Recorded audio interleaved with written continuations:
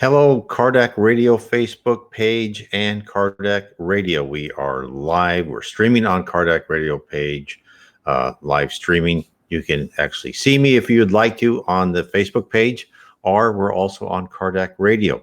Now, I want to tell everybody you can get Kardec Radio app for your iPhone or Android phone. Just go to the Play Store or the Apple Store and just type in Kardec, Kardec, radio, and it's a free app. You can get radio programs 24 hours a day.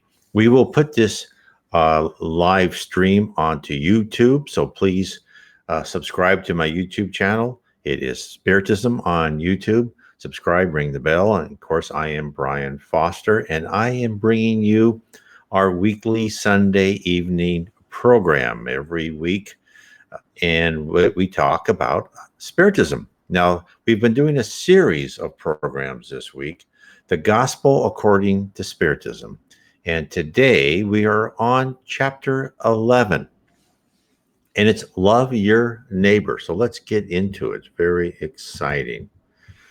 So when he first codified Spiritism, what he did is he wrote a series of 1,019 questions, and he gave them to different mediums throughout Europe. And he did not put those questions into his book, The Spirits Book, which is before, actually, 2 books before this book, unless the questions were similar or the answers were similar or the same. Now, this book is written with Allan Kardec going through different chapters, but also within each of these chapters are messages from different spirits. And today we're talking about chapter 11, Love Your Neighbor as Yourself. And of course, that has a lot to do also with follow the golden rule, right? Do unto others as you would have them do unto you. So let's go how Allan Kardec started this chapter. And he started it with quoting Matthew chapter 22, verses 34 to 40. But when the Pharisees had heard that he had put the Sadducees to silence, they were gathered together. Then one of them, which was a lawyer, asked him a question, tempting him and saying, Master, which is the greatest commandment in the law? Jesus said unto him, Thou shalt love thy God with all thy heart, and with all thy soul, and with it all thy mind. This is the first and great commandment, and the second is like unto it. Thou shalt let thy neighbor as thyself. On these 2 commandments hang all the law, the prophets. Therefore, all things whoever ye would that men should do to you, you do even so to them, for this is the law and the prophets. So, Allan Kardec explains this. This is what's so great about the Gospel According to Spiritism, because he really goes through and tells you the backstory. Now, when I say the backstory is, what does Spiritism, what does the spirit world, the spirit realm, led by Jesus Christ, and of course, and all these different, we have many different religions. They're all wonderful, right? And a lot of them were led by one of the, the ministers of Jesus. Buddha, Confucius, Socrates was one of the ministers, is one of the ministers of Jesus. They're immortal. So these people came down. That's why a lot of religions say approximately the same thing, is because they're all trying to get us to be less primitive people, right? Why are we on Earth? We are on Earth because we're to take away our primitive emotions and replace them with advanced civilized emotions. Take out our hate, our revenge, and put in love and kindness, fraternity, and honesty.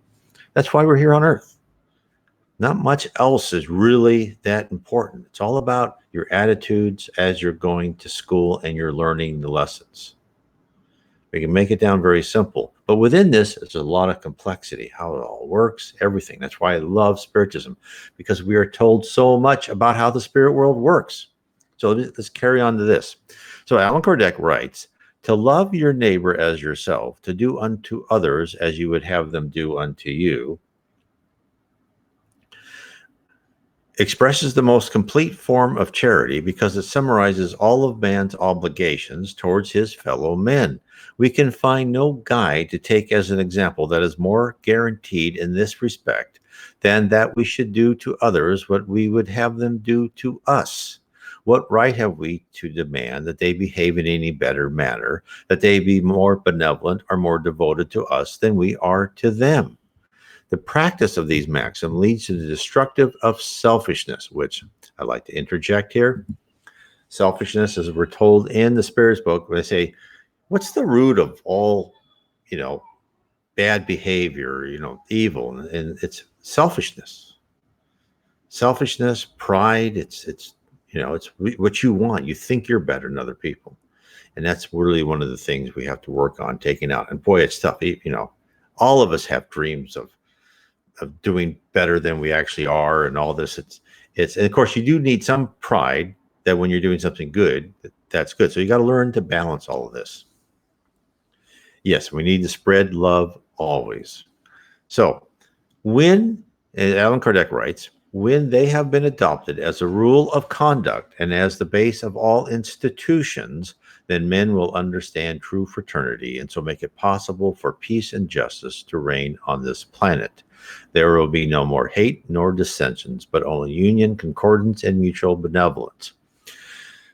So in the last two sentences Allan Kardec wrote, he is actually describing what hopefully we will become when we are ascend out of this planet of atonement, because right now we are in the planet of atonement. What do I mean by that?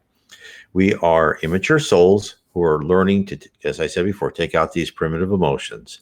When we have a majority of us who are able to get kind of over that hurdle of trying to, really dampen down, maybe not perfectly, but dampen down pride, selfishness, and get into true fraternity, we will become a planet of regeneration.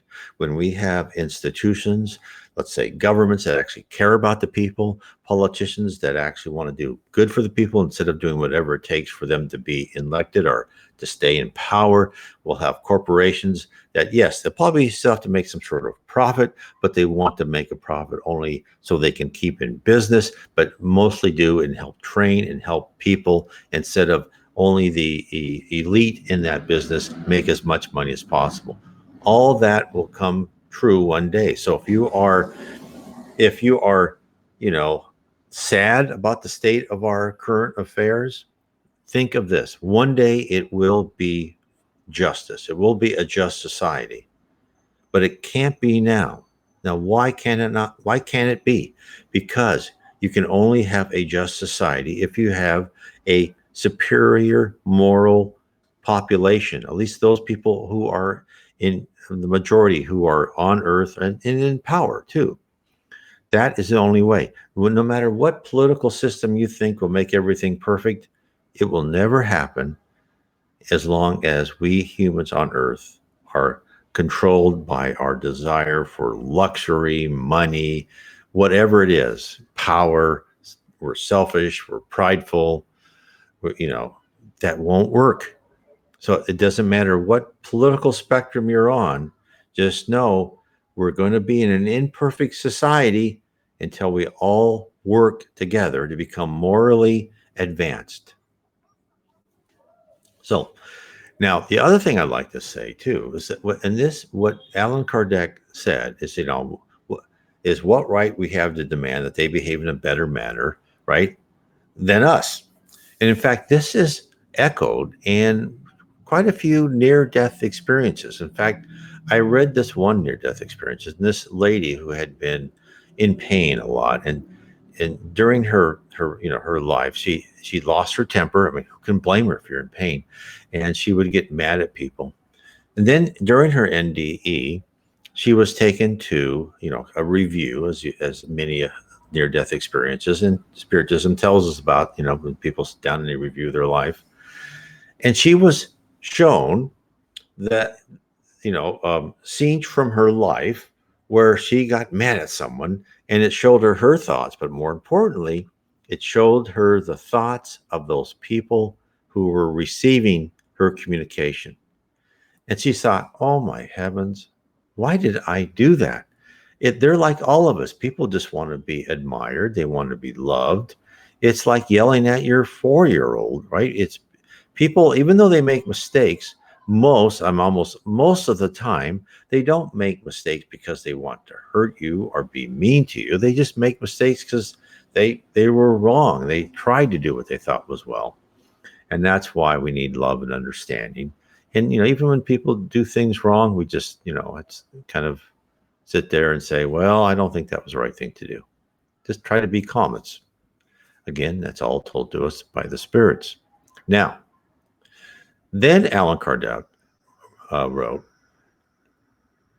in Matthew chapter 22, verse 15 to 22, and also in Mark chapter 12, verses 13 to 17.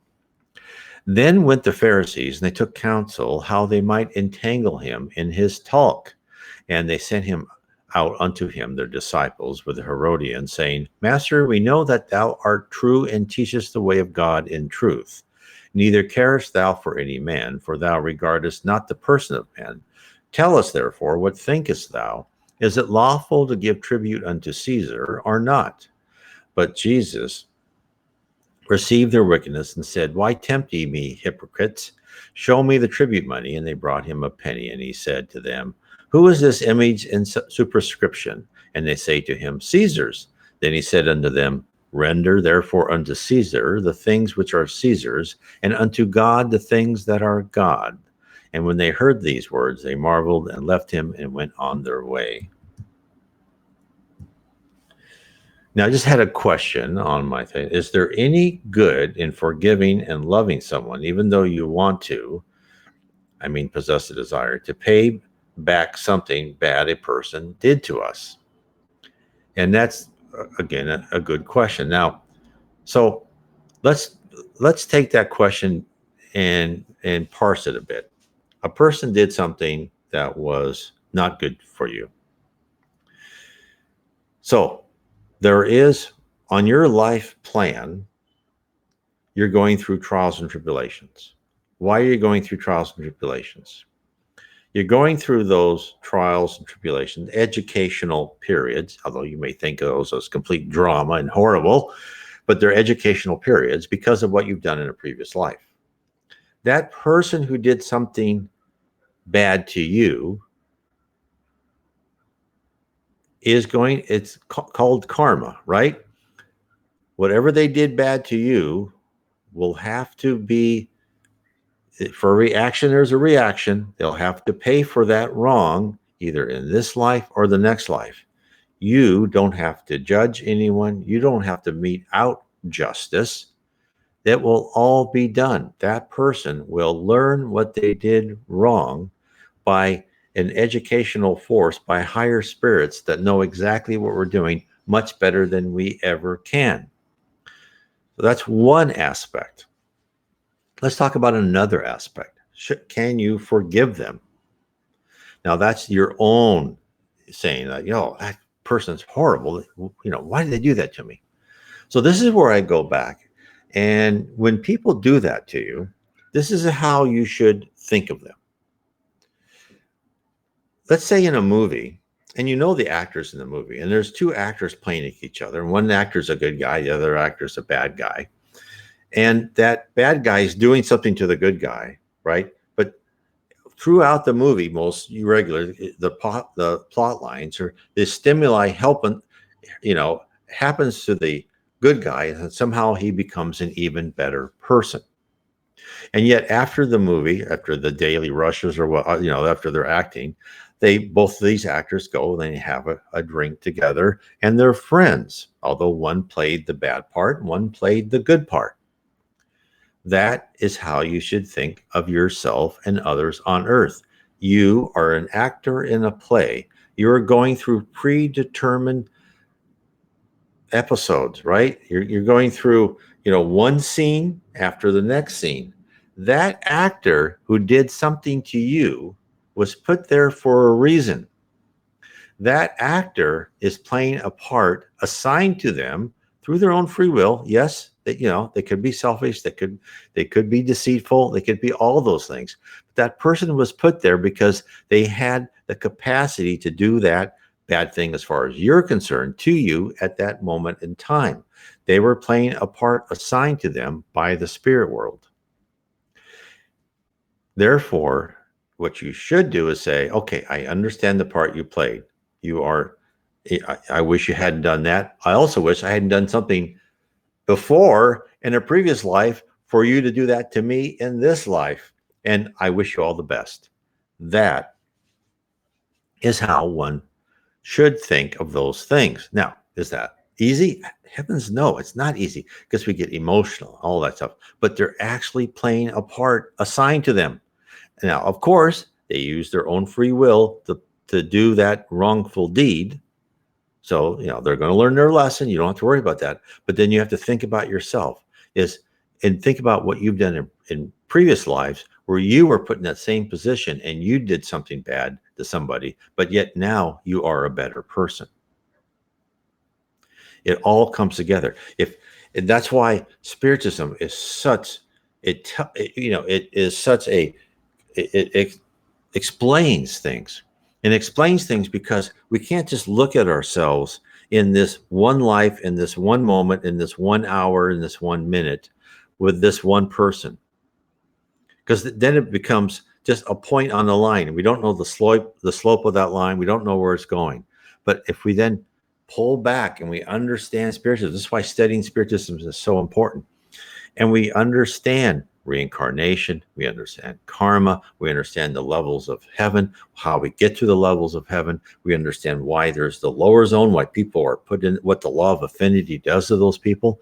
And we see that this is all part of a process that takes us from an immature primitive spirit that probably stole whatever we want. We probably tortured and harmed people and used people the wrong way. Believe me, I'm sure everyone on this earth has done this, right? At one point in time, and maybe thousands and thousands of years ago, but we've all been horrible, horrible people. I have been told I have been a horrible person. In fact, that's all I've ever been told about my past lives in my life now is I've done terrible things.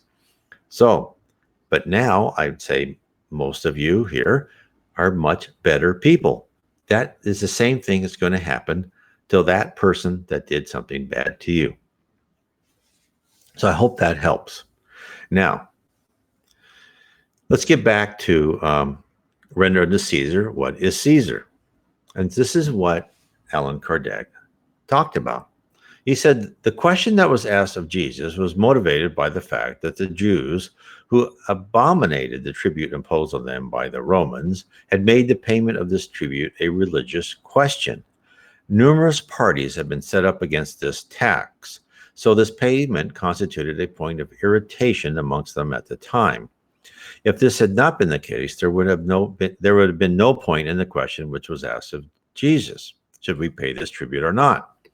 This was a trap, as all of us know. That was pretty explanatory in the Bible by this question, because those who had expected the reply to go against either the Roman authority or the dissident Jews. But Jesus understood their malice and got around this difficulty. However, this is the important part. We should not understand the words "give to Caesar what belongs to Caesar" in a restrictive or absolute manner, as in everything that Jesus taught. This is a general principle which has been summarized into a practical and more customary form taken from a certain circumstance. The principle is the consequence of the other one, in which we should do to others as we would have them do to us. It condemns every kind of moral or material damage which would be caused to another, as well as all disregard of their interest. It prescribes respect for the rights of each person, as each one desires that they be respected. It extends as well to the fulfillment of our obligations towards our family, society, and authority, just as much for individuals in general. So, again, as we said before, that this is, love your neighbor all comes as part of our, of our training. And part of the golden rule. It says the spirits told Allan Kardec, if you want to summarize Spiritism, it's the golden rule. And in fact, the golden rule has been in one form or another. There's this great book, and it talks about different ways of saying the golden rule in different religions.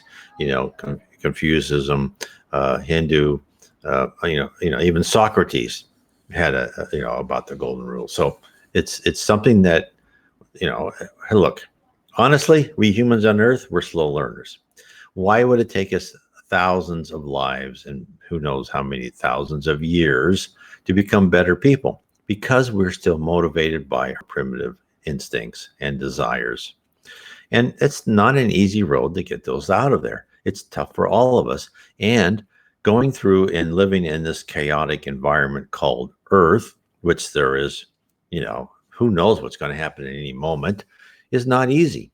But this is like boot camp. It's like basic training where you're going through, crawling on your stomach with your hands and your knees, right, and your elbows, getting under the barbed wire as the machine gun's over on top of you. It's very effective.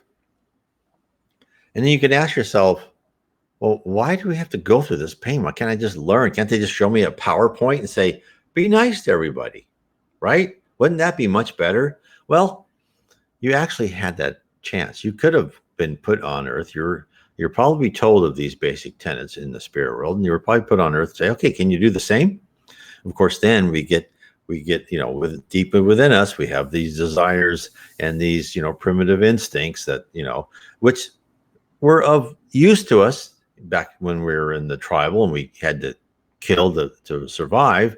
But now we have to learn to get rid of them. It's all part of the process. And the earth is really, it's not a place to be intellectually advanced. It's not that important. It's to be emotionally. This is our emotional trial here. And on the earth is we get emotional stimuli that can just render and help completely evolve and revolutionize our personality and character.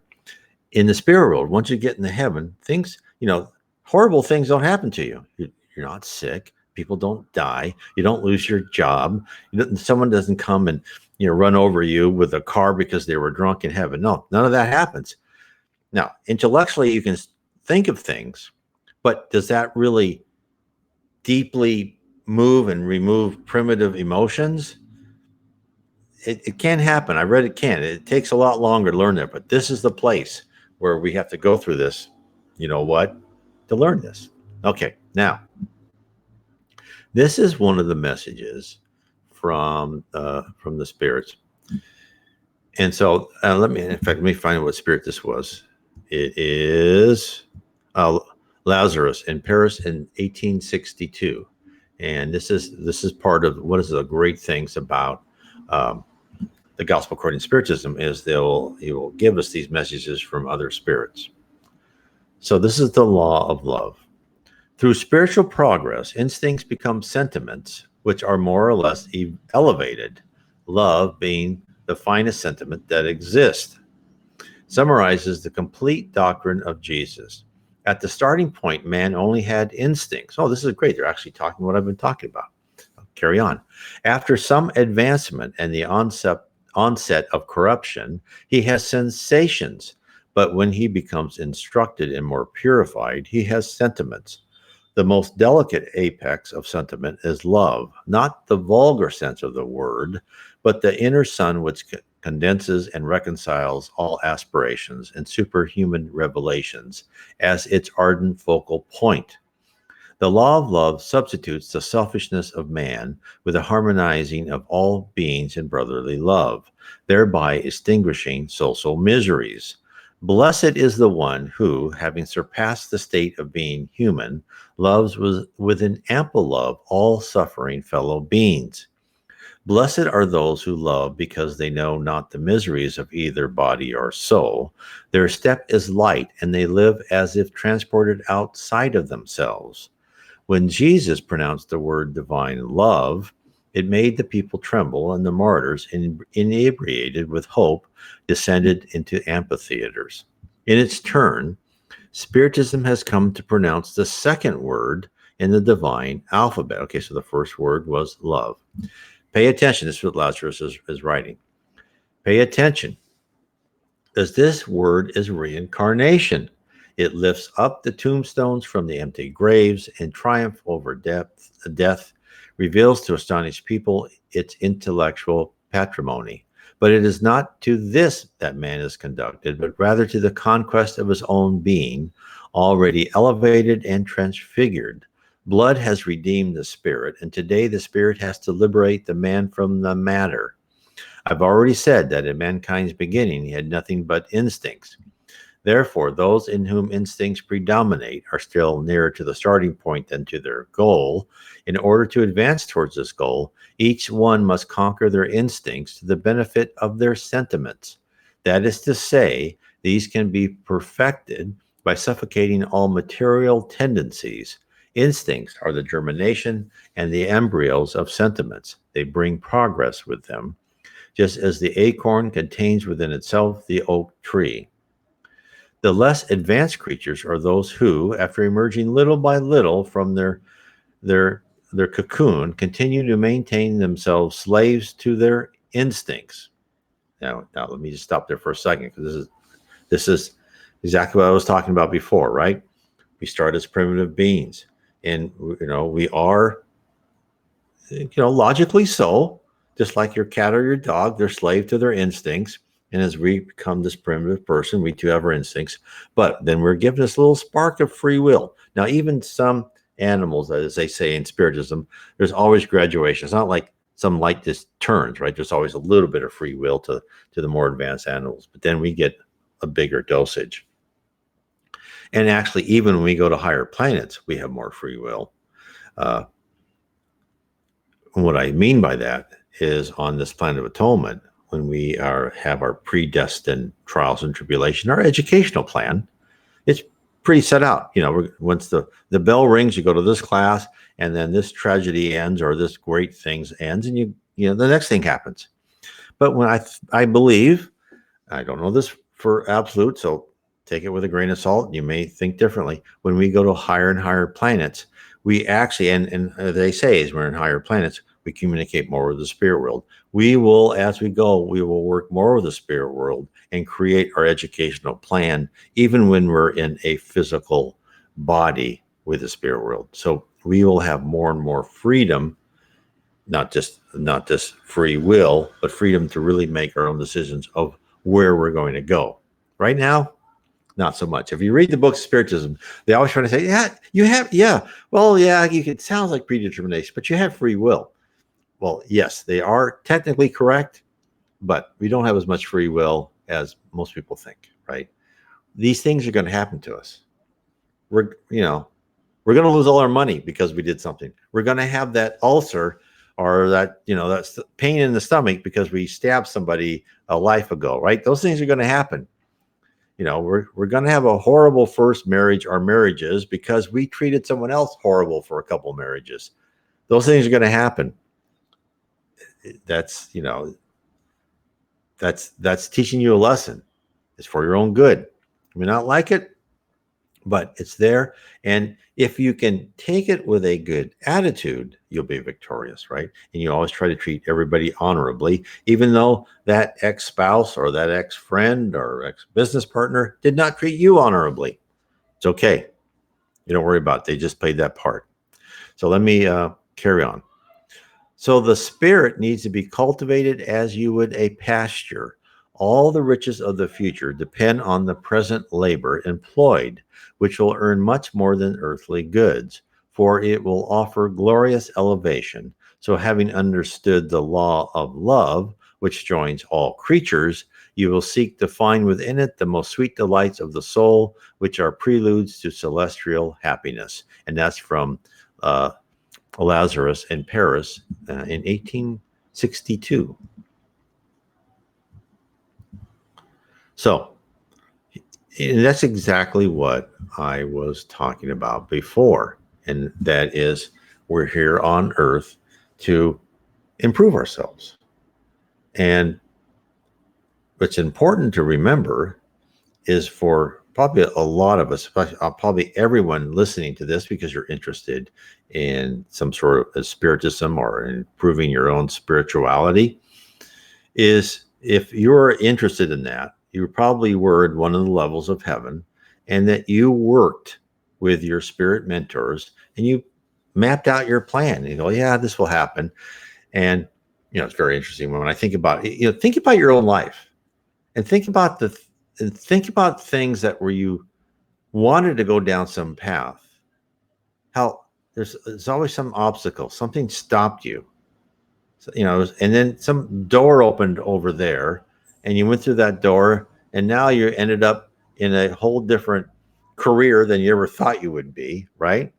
Well, you probably made that plan, right? This is what Carl Jung called synchronicities, right? These little things that kind of move us into the next level or tell us something. Again, this is like, if you want to, one of the great synchronicities, like, is a near-death experience. That's when, like, the vice principal comes and say, "You come out of class. I got to talk to you." That's what I say is a near-death experience. Is you've been taken by the vice principal out of your class. Oh, come on, get your act together, get back there, right? That's really what they are. In its simplest form, it's okay. Come on, you got to keep doing what you're doing. And of course, people say, well, how come not everyone has NDs? Well, because people don't need them. There's always a good reason. And it's amazing. That's why I love near-death experiences. Because when you look and you understand Spiritism, you understand, and I hate to use this word, but I'll put it out there, the manipulation that the spirit world does to us. Now, it's done with love. It's not manipulate us to take our money or anything like that. But it's like manipulating your children to get them to do something good, even though they don't know doing good, right? It's like playing a game with them to get them to understand mathematics, even though they don't understand it. Because if you said, no, let's practice mathematics, I go, I don't want to do that. Okay, let's do this game. Okay, we'll do this game. So that's exactly the type of things that is done to us. That's why, really, if we're on this earth, we shouldn't have much pride, because we are, we're just this little kid looking up and trying to go through life as well as we can. But the thing is, and this again is told in many areas of Spiritism, and the Bible too, is that whatever you do well here will be rewarded 1,000-fold. Because if you can really get to earth, and if you can make progress on your spiritual maturity, boy, are you ahead of the game. It's just amazing. So let's read one more. This is from Fenelon in Bordeaux. As I said before, this just proves that Allan Kardec got many different messages from different mediums. And this was, let me read this one. Okay. This is what he writes, the Spirit Fenelon, from this was recorded in Bordeaux by a medium. Love is of a divine essence, and everyone, from the most humble to the most elevated, has a spark of this sacred fire in the bottom of their hearts. It is many times proven fact that both men and women, however vile, base, or criminal, are known to devote ardent affection to living creatures or objects. This sentiment is resistant to all attempts to diminish it, and has frequently even been known to reach sublime proportions. Now, let me stop there for a second. Again, this is a message that Spiritism tells us all the time. In fact, this was given to me in a message, my wife and I, from a medium, as a message to us, in which we were supposed to learn is that there's not, everyone's not all good or all bad, right? There's everyone is a mixture of everything. Even those high spirits in heaven aren't all good, at least the heaven around the earth. Maybe above that, I could be wrong. They're perfected spirits. But even us, as we get into those beginning levels of heaven, we're not all good or all, we still have some things we have to do because we're not perfected. Those people in the lower zone, or even the dark abyss, those dictators, those criminals, those assassins, they have goodness in them too. It just has to get out. And in fact, they don't say that, the spirits don't call those people evil or bad. They call them ignorant, or they don't understand to let the good out yet. And so there's always something. And it's so that's why you should not think of someone. Think of and that's why it's good. It's a good practice for you in Spiritism. Is think of like, who is the worst person on earth I hate? Let's call it the dictator of North Korea right now.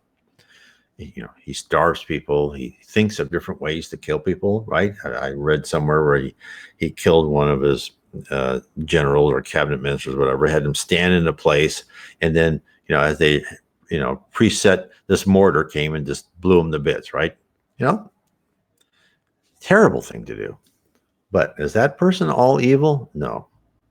Now, to you, it's like, well, yeah, he is. He killed men. He starved. No, he will learn. This person will also go through, so many.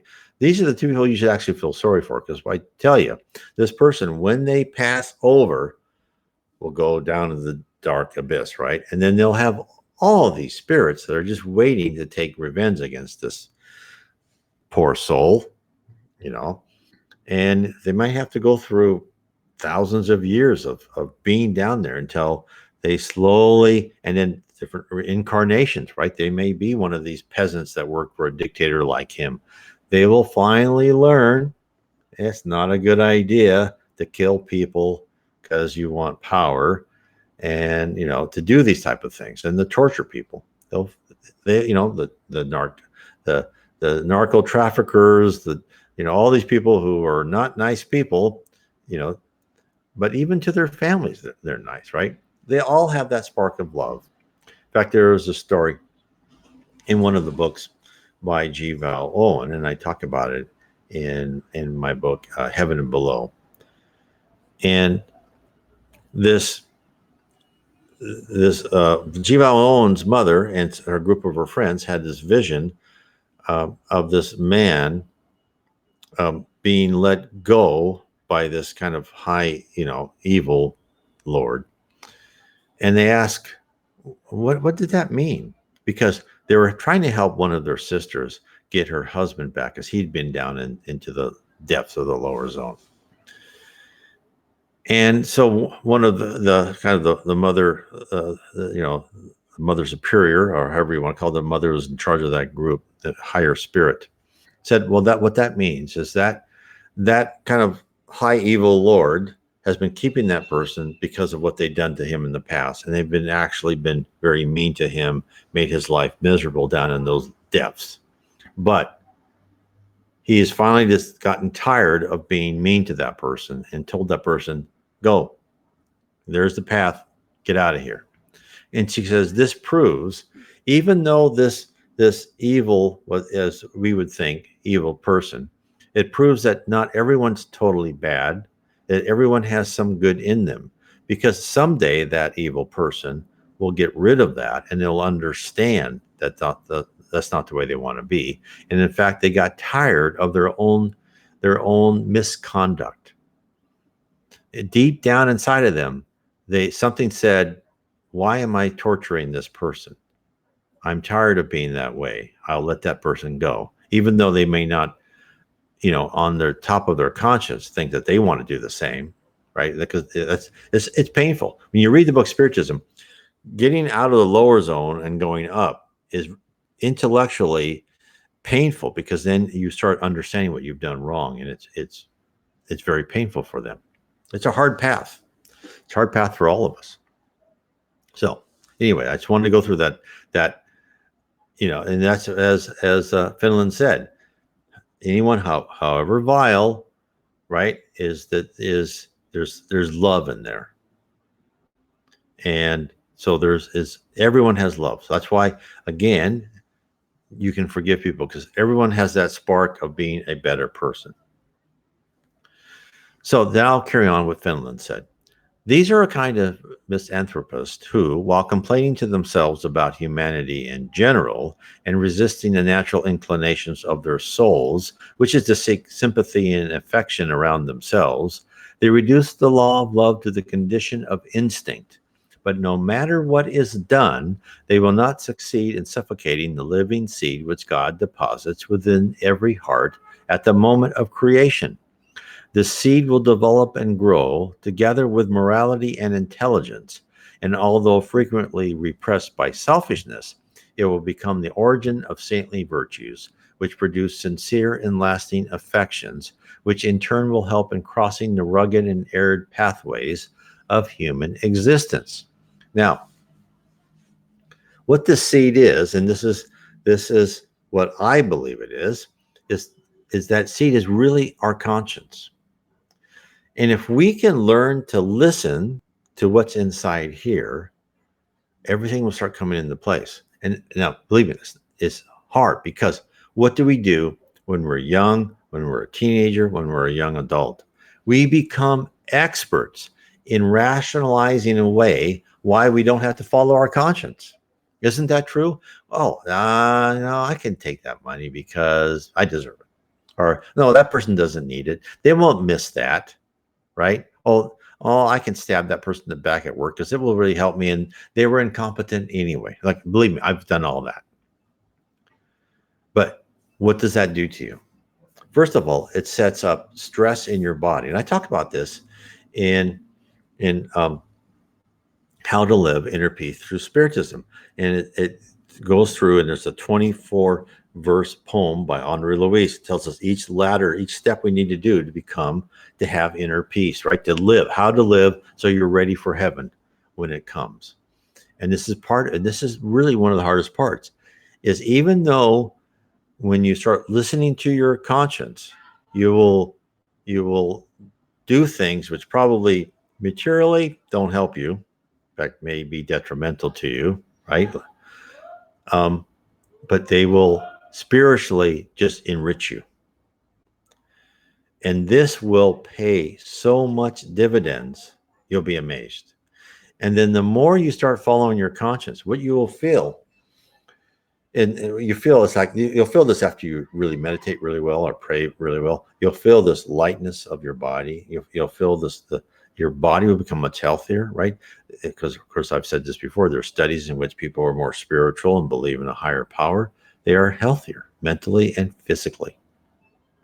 This will happen to you, but you really need to start listening to this law library in your head. Now, does it know everything? Does it know all the gray areas? Sometimes you don't know how to follow your conscience. Well, that's not important. Just do the best you can. Your conscience, your law library in your mind will get filled out as you go higher and higher and more lives. That's always with you. Spiritism tells us that when you're born, you may not have memories of your previous life, but you have your conscience and your instincts.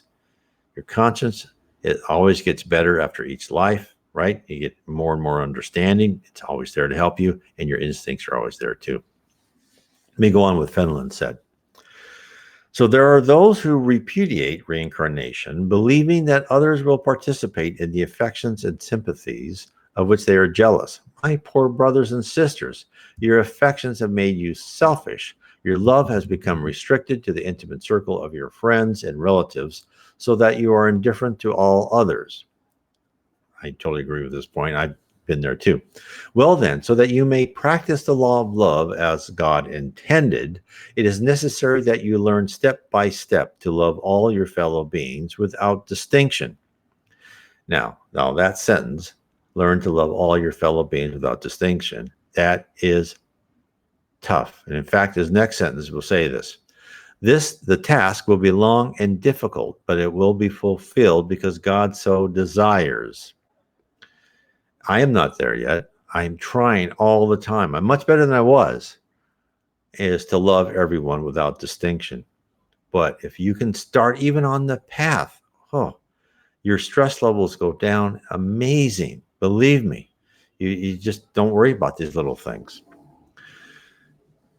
So the law of love is the first and most important precept of the new doctrine, because one day it will destroy all selfishness under whatever form it may present itself, given that apart from personal selfishness, there's also that of the family, the clan, and nationality. Jesus said, love thy neighbor as thyself. Well, what is the limit with regard to your neighbor? Is it the family, the sect, or the nation? No, it is nothing less than the whole of humanity. In the superior spheres and planets, reciprocated love harmonizes and directs the advanced spirits which inhabit them.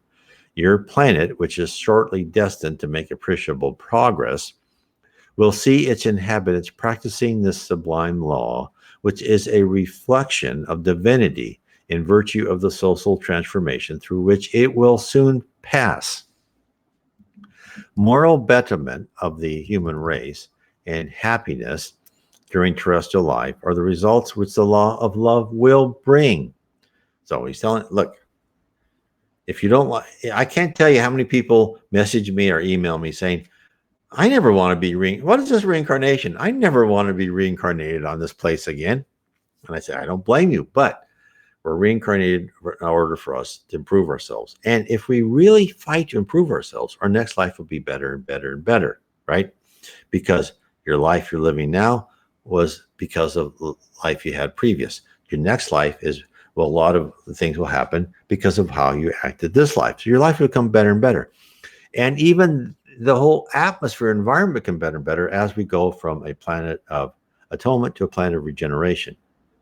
We will become that paradise we all want to be. This will happen. The timing, I don't know. And I believe the timing is up to us as a collective. The faster we get more and more people to become superior morality, the faster this will become a paradise. So it's up to us. That's really the big free will, is for us to improve. That's the big newspaper headline. Improve yourself, help other people improve. It'll be a much better place. You'll actually want to come back and be incarnated on this planet. So, moral betterment of the human race and happiness during terrestrial life are the results which the law of love will bring. The most rebellious and corrupt will reform themselves when they see resulting benefits stemming from the practice of the precept, do unto others that which you would not wish done unto you. On the contrary, do unto others all the good that is within your power to do. Do not believe then in the sterility and hardening of the human heart, for even against its own will it must give way to true love, which is like a magnet that is impossible to resist. Contact with true love revives and fertilizes the seeds latent in every heart. The earth, being a globe of probation and exile, will then be purified by this sacred fire. Then you will see practiced upon its surface the acts of charity, humility, patience, devotion, abnegation, resignation, and sacrifice, all of these being the offspring of true love. So do not tire of listening to the words of John the Evangelist, as perhaps you know, when sickness and old age forced him to stop teaching, he limited himself to simply repeating these gentle words. My children, you must love one another. Brethren, make good use of these lessons, because although it is difficult to put them into practice, the soul will reap great benefit from them. Believe me when I tell you to love one another and make the sublime effort that I ask of you, then you will soon see the earth transformed into a paradise where the souls of the just may come for repose, which is again Finland and Bordeaux in 1861. So that is chapter 11 of Love Your Neighbor and the Gospel According to Spiritism. It is a great book, and I would really like everyone to read that book. Of course, I would say first, read the Spirit's book. That should be your first one. Now, I have written books, and what I'd say is, so if, and one of the books I talked about during this time is my book, How to Live Inner Peace Through Spiritism, which will show you how you need to reform your character, your attitudes, so you can be ready to have, because what do you bring when you go to heaven? Nothing but what's in here, your character and personality. That's the most important thing. Now, what I think a lot of people too, some people that, you're not going to be motivated to change that until you understand what you're working towards.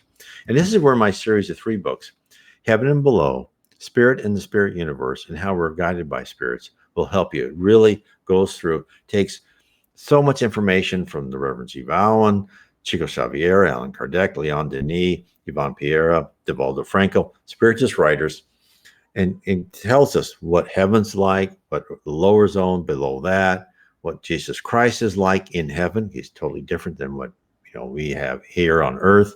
How the spirits in the spirit universe. What are we? What are our attributes in spirits? What are we made of? How do we improve? Do we just go from one level to another and get a little piece of paper? No, we actually are given more.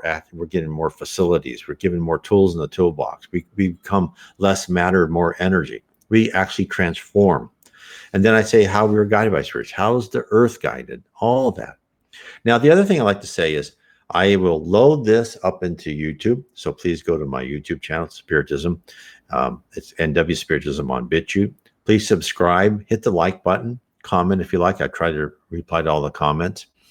And remember that I'm here every Sunday. Now, what I've done starting last week, I used to have 2 Facebook streamings a week, but now I just have one here on Sunday on the Kardec Facebook page. I have on Tuesday nights a live stream on my YouTube channel, which I go through different aspects of Spiritism on my YouTube channel. So now, if you'd like to see that, on Tuesdays, I will do a live stream. That's why you have to subscribe, hit the bell, because then you will be notified when I will start my live streaming on YouTube during the weekdays.